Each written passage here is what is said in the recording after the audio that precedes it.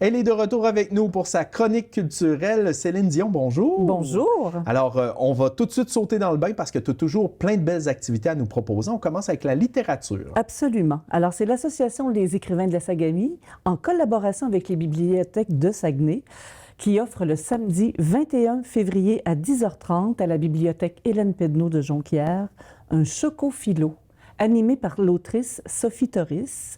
Alors, c'est une rencontre avec les jeunes de 5 à 10 ans et leurs parents, bien sûr, qui se termine toujours avec un bon chocolat chaud. L'environnement, ça sera le thème abordé. Comment on peut prendre soin de notre planète? C'est quoi la pollution? Alors, de bien grandes questions qui feront réfléchir les petits et les grands. Oui, puis justement, les petits, les impliquer tôt, puis souvent, ils ont plein de bonnes idées, puis ils ont des choses à dire. Absolument, ils réfléchissent magnifiquement. Le samedi 28 février, toujours l'association présente de 13h30 à 16h un atelier d'exploration sur l'art oratoire avec Annick Martel. Ça s'intitule « De la voix au corps ». Alors, comment lire un texte, comment l'habiter pour bien le rendre et se sentir bien sur scène? Alors, les intéressés doivent apporter un texte qu'ils ont signé, bien sûr, pour les besoins de l'exercice. Et ces deux ateliers, je le rappelle, sont gratuits et ouverts à tous et à toutes. Dans le même ordre d'idée, parce qu'on parlait de l'art oratoire, Slam Saguenay présentera le mardi 17 février à 20h au bar à Piton de Chicoutimi une chic soirée de slam poésie. Alors, c'est la deuxième soirée de la 11e saison régulière qui sera animée par Charlot Bouchard. Alors, c'est un rendez-vous avec la création sous contrainte. Et c'est peut-être l'occasion de découvrir c'est quoi le slam poésie, parce que c'est très intéressant. Oui, et évidemment, ça attire la jeunesse. Donc, c'est des beaux moments, des belles soirées animées. C'est plus ludique qu'on pourrait penser. Absolument. On passe de bons moments. Oui. Et en musique, il y a beaucoup de choses. Alors, ça commence le dimanche 22 février à 14h à la salle Pierrette-Godreau de Jonquière. C'est le 3e concert des jeunesses musicales du Canada, intitulé Carnet du front, note fraternelle pour voix et piano. Alors, avec Mathilde Duval-Laplante, soprano, sa sœur Rosemary Duval-Laplante et son beau-frère Jean-Michel Dubé, deux pianistes remarquables. Alors, ça promet d'être un beau concert. Dans la série Découvertes musicales, l'Orchestre symphonique du Saguenay-Lac-Saint-Jean présente le mardi 24 février à 20h Trans-Taïga, avec l'ensemble Les Boréades de Montréal au Théâtre C de Chicoutimi. Bach, Rameau et autres compositeurs baroques accompagnent cette somptueuse mise en scène du récit de l'expédition qui a mené Samuel Lalande-Marcon et son partenaire David Desilets de Montréal à Coudjouac. Donc, on décrit ça comme une rencontre spirituelle et sensorielle du territoire, livré dans un format à mi-chemin entre le concert et le théâtre documentaire. On a vraiment une belle offre culturelle à Saguenay, c'est vraiment très intéressant. Absolument. Et toujours l'orchestre dans sa série Les Grands Concerts, c'est le jeudi 12 mars à 17h30, c'est un peu inhabituel comme heure, au Théâtre C de Chicoutimi. L'orchestre présente Éclat de fantaisie avec nul autre que les solistes Charles Richard Hamelin au piano et Alexis Basque à la trompette. Alors, ça risque d'être aussi un très beau moment musical. Toujours en musique, de façon plus différente, je dirais, le Centre d'expérimentation musicale présente Nadar Ensemble, Hide to Show, le jeudi 5 mars à 20h.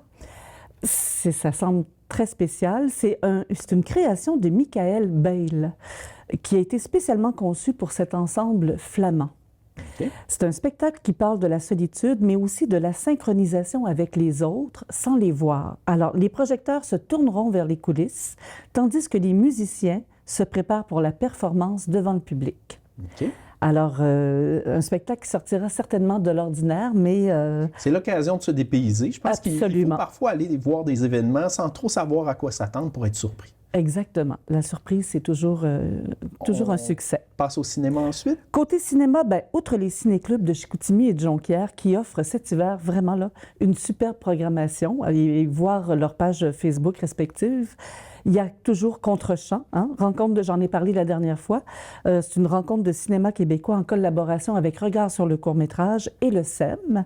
C'est le mercredi 18 février à 19h. Il y a la projection du long-métrage Elle va crier d'Éloi Barry, qui sera précédé du court-métrage québécois de Mélanie Saint-Germain qui s'intitule « Elle ».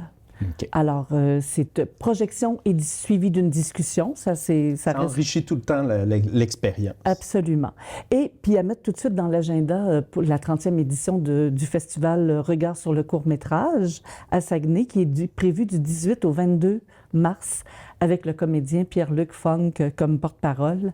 La programmation va paraître sous peu, alors à surveiller. On n'aura qu'à les inviter à l'émission. Je suis sûr que ça va être très intéressant Bien de savoir ce qu'ils nous réservent. Côté théâtre? Bien, c'est plutôt calme pour les compagnies théâtrales de la région. Toutefois, j'ai repéré les Éternels pigistes qui présentent le 26 février à 20h au Théâtre C, Flambant nu. Une pièce de Pierre-Michel Tremblay avec Christian Bégin, Marie Charlebois, Isabelle Vincent et Pierre Paquette. Alors, ça serait une pièce à voir là, pour les amateurs de théâtre à Saguenay. Puis en terminant, art visuel, art visuel, oui. Ben alors, l'exposition Filles de la Sagamie, pionnière d'hier et d'aujourd'hui, produite par les écrivains de la Sagamie, justement, est présentée à l'Université du Québec à Chicoutimi, dans le couloir central du pavillon principal. Okay. Alors, elle met en valeur des femmes de la région dans différents domaines avec des portraits écrits et dessinés par des autrices et des illustratrices de la région. Alors, si vous passez par là, c'est gratuit, puis ça met en valeur les filles de la Sagamie sous toutes leurs formes. Oui, puis l'université fait partie des endroits que l'on peut aller visiter. Ça nous sort des galeries classiques. Absolument. Donc, très intéressant. Et je finirai avec 3 nouvelles expositions qui sont intéressantes et qui sont présentées au Centre national d'exposition de Jonquière jusqu'à la mi-avril. L'une de Costin Touta, intitulée Microcosme, une autre de Nora Golick, Geste 2, qui explore les possibles photographiques, et la troisième, Faune boréale. C'est un collectif de 12 artistes autochtones, et cette exposition-là, c'est une collaboration avec le musée Ilnou de Mastoyatch. Okay. Alors, encore une fois, le CNE, ça vaut le détour, c'est gratuit, puis c'est beau à l'intérieur, oui, et le paysage est beau à l'extérieur. Absolument. Un dimanche après-midi, on fait une balade, puis on se rend là. Et puis, ben, je rappelle qu'il ne faut pas oublier d'aller voir l'exposition Jean-Jules à la Pulperie. Le 3 mai, c'est la date limite. Puis ça va vite. Alors, dépêchez-vous. Bien, génial. Merci beaucoup, comme toujours, très intéressant. Merci à vous.